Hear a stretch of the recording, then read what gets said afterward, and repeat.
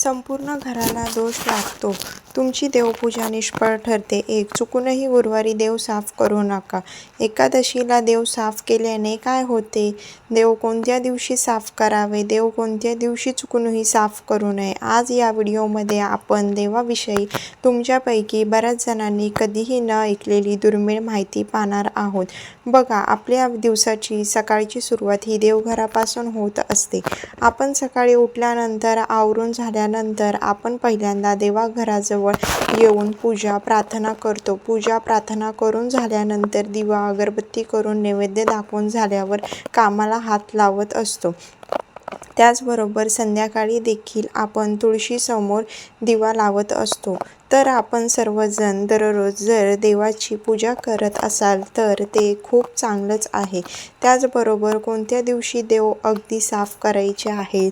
जर तुम्ही त्या दिवशी देवपूजा करत नसाल तर तुमच्या या चुकीमुळे देवांना उपवास घडणार आहे. तर कोणत्या दिवशी तुम्हाला देवाची पूजा करायची आहे व दुसरी गोष्ट म्हणजे तुमच्या कोणत्या चुकीमुळे देवाला उपवास घडणार याच विषयाची संपूर्ण माहिती आपण आजच्या व्हिडिओमध्ये पाहणार आहोत. व्हिडिओ आवडला तर व्हिडिओला लाईक करा आणि कमेंट बॉक्समध्ये श्री स्वामी समर्थ लिहायला विसरू नका. हिंदू धर्मानुसार रोज सकाळ संध्याकाळ देवाची पूजा करण्याची प्रथा आहे. देवांची विधिवत पूजा करून प्रार्थना व स्तोत्र म्हणणे हे शास्त्रात सांगितलं आहे. घरात जागेची कमतरता असल्यास एका भागात छोटे देवघर बनवले जाते तर मोठे घर असल्यास एका खोलीतच पूजेची खोली करण्यात येते. घरात असलेल्या छोट्याशा देवघरामुळेही घरात सकारात्मकता नांदते. तर रोज पूजा अर्चना केल्यामुळे देवाची कृपा बसरते. ज्याप्रमाणे पूजापाठ करण्याचे नियम असतात त्याप्रमाणे देवघरात कोणते सामान ठेवावे व देवघराची काळजी कशी घ्यावी याचेही काही नियम आहेत. शास्त्रानुसार या नियमांचे पालन केल्यास घरात सुख समृद्धी नांदते तसंच घरात सकारात्मकता राहते. दररोज आपण देवपूजा करत असतो. देवांना स्नान देखील घालत असतो. स्नान करून झाल्यानंतर आपण वेगवेगळ्या देवांना ठरलेल्या वेळी हळदी कुंकू किंवा अष्टगंध लावत असतो. अशा वेळी देव हे लवकरच काळे देखील पडायची सुरुवात होते. असे काळे पडलेले देव अजिबात चांगले वाटत नाही. म्हणूनच देवांची वेळोवेळी स्वच्छता करणे हे खूप गरजेचं असते. पण दररोज देखील तुम्ही देवाला स्वच्छ करू शकत नाही कारण त्यांच्यामुळे देवांचा उपवास घडत असतो. त्यांना कोणत्या दिवशी उपवास घडणार नाही आणि तुम्हाला संपूर्ण पूजेचे देखील फळ मिळेल. आता देवपूजा कशी करावी? देवपूजा करण्याच्या वेळी आपण देवपूजा झाल्यावर बरेच जण दिवा अगरबत्ती लावत असेल परंतु आपण कोणतीही पूजा कोणतीही कार्य अग्नीच्या साक्षीने करत असतो. ज्यावेळेस ही पूजा अग्नीच्या साक्षीने करतो त्यावेळेस आपण केलेली पूजा ही सार्थक जाते आणि म्हणूनच देवपूजा करायला सुरुवात करण्याच्या अगोदर आपल्याला दिवा प्रज्वलित करून घ्यायचा असतो. मग तुम्ही हा दिवा एका बाजूला ठेवला तरी चालेल आणि त्यानंतर आपल्याला देवपूजा करायला सुरुवात करायची आहे. आता बघा, आपण दररोज घर स्वच्छ करत असतो. घराची साफसफाई करत असतो. परंतु आपल्याला घराची रोज साफसफाई करायला जमत नसेल तरी देखील आपण गुरुवारी चुकूनही घरातली फरशी पुसत नाही. गुरुवारी फरशी तर अजिबातच पुसू नये कारण त्यांच्यामुळे घरामध्ये जो येणारा पैसा आहे, घरामध्ये जी बरकत आहे ती आपल्याला मिळत नाही. कारण गुरुवारी घराची स्वच्छता, साफसफाई, फरशी पुसल्याने आपल्याला गुरुचे पाठबळ हे मिळत नाही आणि म्हणूनच गुरुवारी घरातील स्वच्छता, फरशी पुसणे या गोष्टी टाळल्या पाहिजे.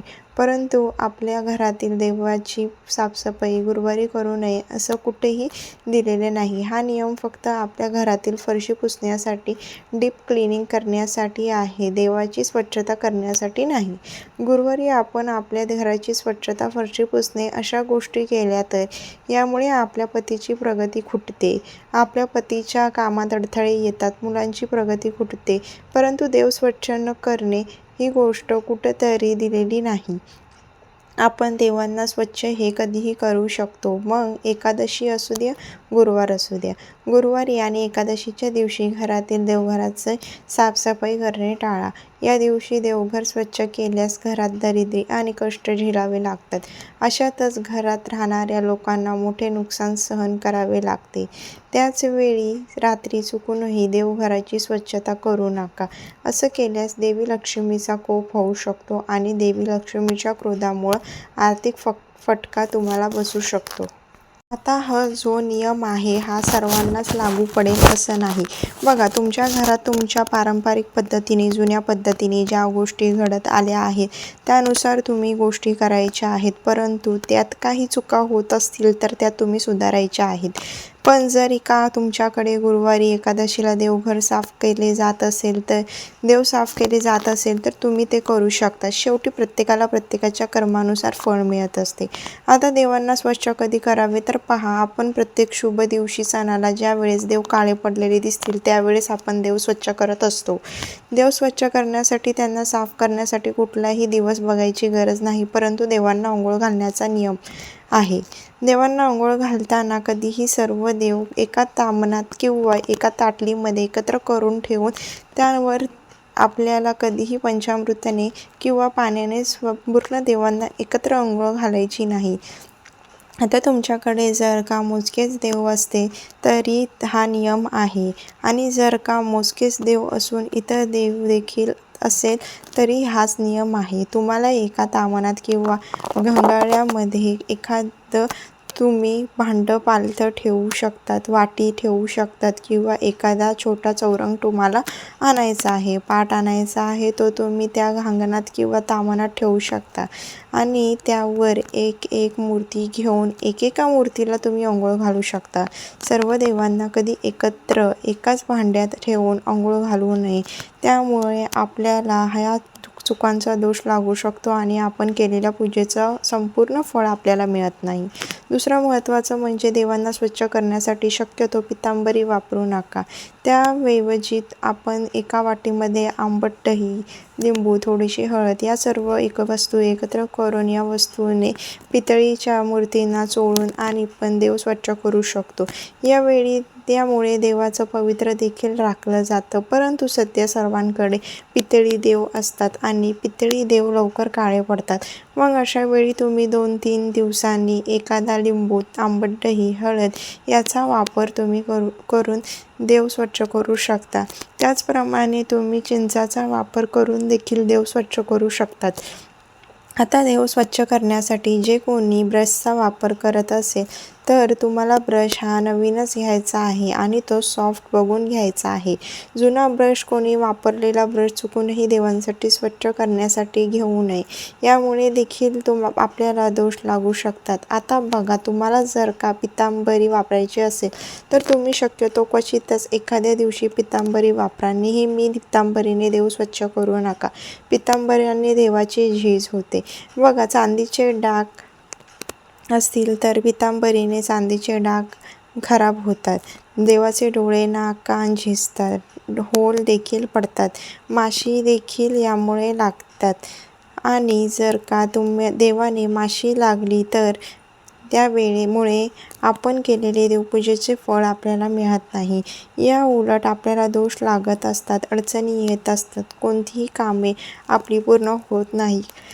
काही ठिकाणी पितांबरी वापरल्यानंतर डिटर्जंट पावडर, साबण वापरतात. मग अशा वस्तू न वापरता तुम्ही एक सॉफ्ट साबण आणून तो सेपरेट देवघरामध्ये देवासाठी ठेवू शकतात आणि तो तुम्ही पितांबरी वापरल्यानंतर वापरू शकतात. आपण देवाची पूजा जेवढी शास्त्रशुद्ध पद्धतीने करू तेवढे त्याचे संपूर्ण फळ आपल्याला मिळत असते.